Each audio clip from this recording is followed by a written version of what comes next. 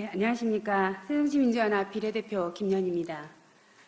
먼저 도정에 관해서 안희정 도지사님께 질문드리겠습니다. 최근 복지 재원에 대한 문제의 심각성이 우리 사회 곳곳에 가슴을 아프게 하고 있습니다. 비단 이 문제가 우리 충남도만의 문제는 아니지만 그나마 있는 살림 꼼꼼하게 챙겨봐야 되겠다는 생각에서 몇 가지 문제를 짚어보고자 합니다. 먼저 보육비 지원과 관련해서 전국에서 가장 높은 예산을 안정적으로 확보해 놓았다는 충남도, 이러한 기사를 본 적이 있는데 어려운 요건 속에서나마 안심보육을 위해서 애써주신 안희정 도지사님과 관계 공무원 여러분께 이 자리를 빌어 깊은 감사 인사를 드리겠습니다. 우리 충남도의 복지 예산은 약 1조 1,300억 원으로 전체 예산의 약 27.2%를 차지하고 있습니다. 이 예산은 다른 영역의 실국 예산과 비교해 본다면 매우 높은 비율이라고 볼 수 있습니다. 그럼에도 불구하고 도민들은 늘 복지에 목말라 하고 있고 수혜자들의 체감도는 낮은 편이라 여기저기서 불만의 목소리가 커지고 있습니다. 심지어 보편적 복지의 거대 담론까지도 그 방향성을 오해받고 있는 실정에 이르고 있습니다. 이제 더 이상 중앙정부에서 내려주는 사업과 방향만으로는 버틸 수가 없습니다. 뭔가 특별한 자구책이 있어야지만이 된다고 본 의원은 생각합니다. 그래서 먼저 우리 충남도 산하의 사회복지기관의 살림살이 구조를 살펴보면서 문제점을 찾아보고자 했습니다. 분석에서 나타난 문제를 중심으로 도정 질의를 시작하겠습니다.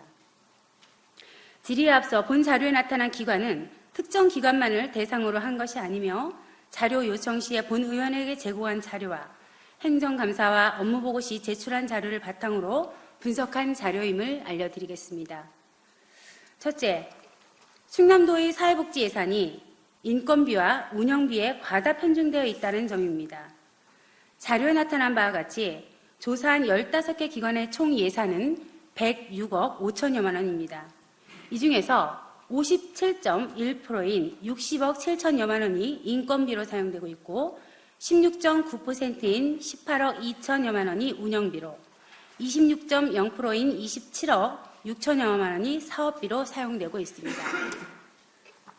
이를 구체적으로 살펴보면 다음과 같습니다.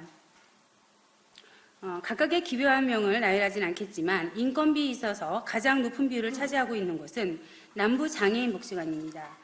인건비가 79.6%를 가지고 있습니다.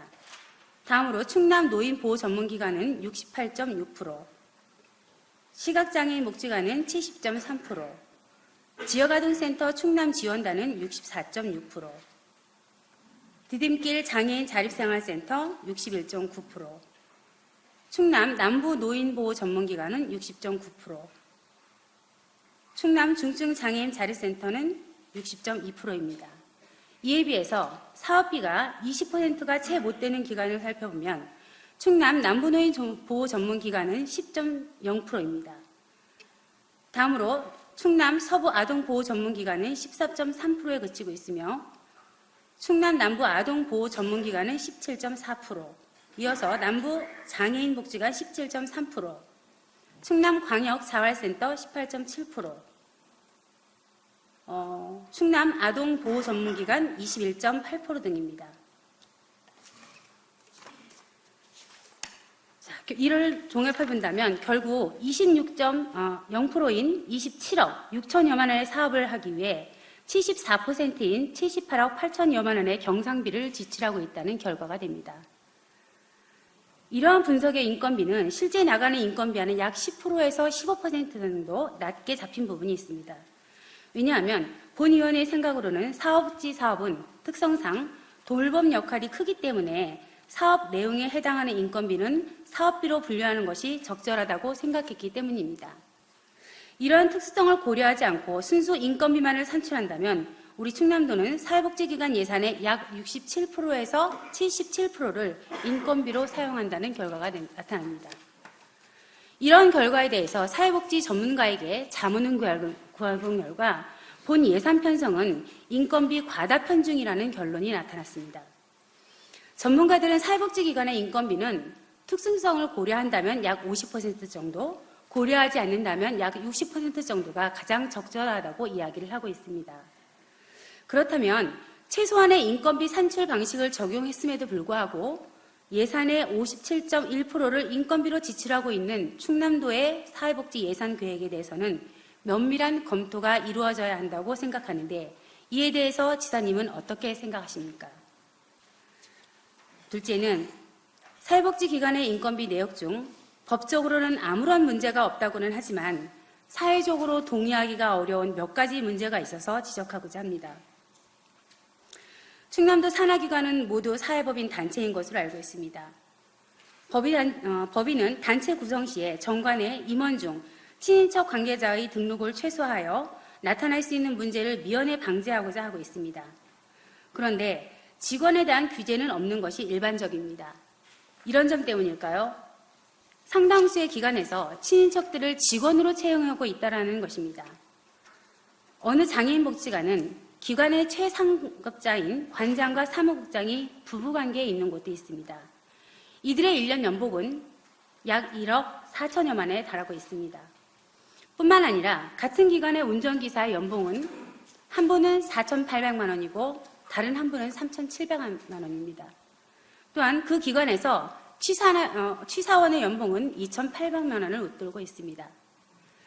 이 모두 법적으로는 아무런 문제가 없습니다. 그러나 지금 여러분들이 제 보고를 듣고 깜짝 놀라신 것은 왜일까요? 아마도 사회적으로 동의하기가 어렵기 때문은 아닐까요? 이 또한 신중히 고민해봐야 할 문제가 아닐까라고 생각을 합니다. 셋째는 각 기관들이 충남도 단위의 역할보다는 직접 사업 비중이 너무 높다는 점이고 보조 사업이 많은 반면에 이에 대한 관리 감독이 허술하다는 점입니다. 또한 직접 사업 중에는 기념 행사를 포함한 일회성 행사들이 과다한 예산이 많이 투입되고 있다는 점입니다. 각 기관마다 뭐뭐뭐뭐의 날 기념 행사와 회장의 이취인식 등의 행사가 가장 대표적인 것일 겁니다. 심지어 모 기관은 단일 사업장의 사업비가 5,400만 원인데 그중에 2,600만 원이 뭐뭐뭐뭐의 날 기념 행사 비용이고 나머지 2,800만 원이 근로자의 교육비 행사로 사용되고 있습니다. 사업비의 50% 가까운 비용이 행사 비용으로 지출된다는 것은 무리가 있다고 생각을 합니다. 네 번째, 동일 기관의 각 권역별 사업이 동일 사업임에도 불구하고 예산 규모가 천차만별입니다. 예를 들어 아동보호기관은 세 기관 모두 치료 사업을 하고 있습니다. A기관은 5천만 원으로 8,611명의 아동을 치료했고 B기관은 1,500만 원으로 29명을 치료했습니다. C기관은 2천만 원으로 472명을 치료했습니다.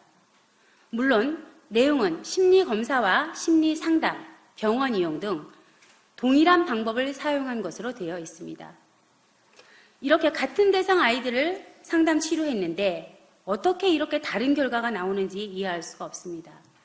이것은 상담 치료에 대한 매뉴얼이 없기 때문이라는 결론이 나오게 됩니다. 충남도에서 운영하는 기관끼리도 동일된 지침이 없다는 것은 소통의 부재를 의미합니다. 내부에서도 이렇게 소통이 어려운데 각 지역에서 어떻게 네트워크 구축 사업이 가능한지 의심스럽습니다. 마지막으로 사회복지에 관련된 우리 도의 정책이 도민의 의사를 반영하는 데 매우 소홀한 면이 있다는 점을 지적하고 싶습니다. 지난해 학술용역 연구심사에서 우리 도는 사회복지 연구 용역을 심사하고 이를 발주하는 데 있어서 본 의원은 문화복지위원회 위원이 참여한 가운데 연구자를 선발하고 연구 설계가 이루어질 것을 요구한 바 있습니다. 이는 그동안의 행정감사와 도정질의 과정에서 지적되었던 문제와 오늘 이 자리에서 제기했던 문제점들을 이번 연구에서 충분히 반영해 줄 것을 요구하기 위함이었고 이것은 곧 도민의 욕구를 담아내기 위한 요구였습니다. 특히 사회복지 영역은 행정부와 전문가 그리고 현장의 목소리가 충분히 반영되어야 하며 무엇보다도 이제는 부분의 합의, 전체성을 살피지 않으면 안 되는 중요한 시기이기 때문입니다. 그러나 관계부처는 당시의 약속과는 다르게 아무런 연락도 없이 연구 용역을 이미 발주하였고 연구 중이 구성되었으며 연구가 설계되어 이미 진행되어 버려 결과도 이미 나왔다라고 합니다. 연구는 연구 설계가 가장 중요합니다. 이미 모든 조사가 완료된 시점인 중간보고에서 보완을 한다 해도 그 한계는 있습니다. 아마도 본 의원이 이러한 마지막 문제 제기를 강조하는 이유는 앞서 제기했었던 여러 가지 문제점들의 상당수의 실마리를 이번 연구 용역에서 풀 수 있겠다는 기대를 걸었었기 때문이라고 보여집니다. 존경하는 안희정 지사님, 문제 제기는 대안을 가지고 해야 함을 익히 알고 있지만 고민의 깊이가 깊질 못해 그러하지 못한 점 죄송하게 생각하며 문제 해결의 방향을 제시해 주실 것을 부탁드리겠습니다. 다음은 교육행정에 관한 질문입니다. 본 의원은 지난해 교육행정 질문을 통해서 학교 상담사의 자격 요건과 상담사 배치 부족 문제를 지적하고 근본적인 대책을 요구한 바 있습니다. 이에 대해 학교 상담사 자격 요건 중 중등교사 2급 자격증 소지자는 전문 상담가로서 자격 미충족 이유를 들어 제외시켜 주실 것을 요청했었는데 반영해 주셔서 감사하다는 말씀을 드리겠습니다. 그런데 학교 상담사 배치 확대에 대해서는 전년도 대비 6명이 증원되었을 뿐 표면적으로 크게 달라진 점이 없어 보여서 질문을 드립니다. 전년도 대비 6명밖에 증원되지 못했었던 점에 대해서 상담 인력을 증원하려 했으나 전문 상담 인력을 찾기가 어려웠다는 답변을 들었습니다. 그렇다면 그 이유가 학교 상담사 자격 요건이 너무 까다로웠다는 생각은 안 해보셨는지요? 학교 상담사 모집 자격 요건에 보면 3항과 4항에 전문 상담사 2급 이상, 심리 상담사 2급 이상이 있습니다. 그리고 그 옆에 한국 상담학회, 한국 상담심리학회라는 발행처 기관명이 명시되어 있습니다. 이 두 기관 모두 민간기관으로 우리나라 상담학회의 대표격입니다. 하지만 이 두 기관의 자격증을 소지하기까지는 엄청난 시간과 경제적 투자가 요구되기 때문에 자격증 소지자가 그리 많지 않습니다. 한국 상담심리학회 자격증의 경우는 기본적으로 석사학위 이상이어야 하며 필기시험 합격은 물론 약 1천여만 원의 실습 경비가 필요하기 때문에 현재까지 소지자는 전국에 모두 3천여 명에 불과합니다. 또한 이들 중 상당수가 서울에 분포되어 있습니다. 때문에 우리의 충남에서처럼 지방에서 상담사를 찾기는 매우 어려운 실정입니다. 두 기관 모두 민간기관입니다. 다른 민간기관도 질 좋은 상담 인력을 양성하는 기관이 많기 때문에 굳이 문턱을 높여 원초적인 진입을 막을 이유는 없다라고 생각을 합니다. 꼼꼼한 면접을 통해서 우려하는 바들을 걸러낸다면 적절한 인력을 보충할 수 있다고 생각합니다. 또한 현재 학교 상담사 인력 부족에 대한 대안으로 한 교사가 2개의 학교를 관리하는 방법을 선택하셨다는데 이는 일선 상담교사들의 고충을 고려하지 않았다는 생각이 듭니다. 아이들이 많건 적건 한 학교에서 상담할 아이들만으로도 벅찬데 인근 학교의 아이들까지도 상담을 해야 한다는 것은 무리입니다. 학교 상담은 학생을 만나는 시간만이 아니라 학생의 담임선생님 그리고 학부모까지 상담을 해야 하는 광범위한 상담 활동입니다. 특히 맞벌이 부부가 많고 자녀에게 많은 관심을 주지 못하는 부모를 만나 상담을 하려면 퇴근 후에도 업무가 연속되는 경우가 많다는 점을 고려해 주실 것을 당부드리겠습니다. 앞서 말씀드린 두 가지 모두 예산과 인력난에 대한 것이 공통의 문제라고 봅니다. 이에 대한 보관은 무엇인지 답변해 주시길 부탁드리겠습니다. 이상으로 저의 질문을 마치겠습니다.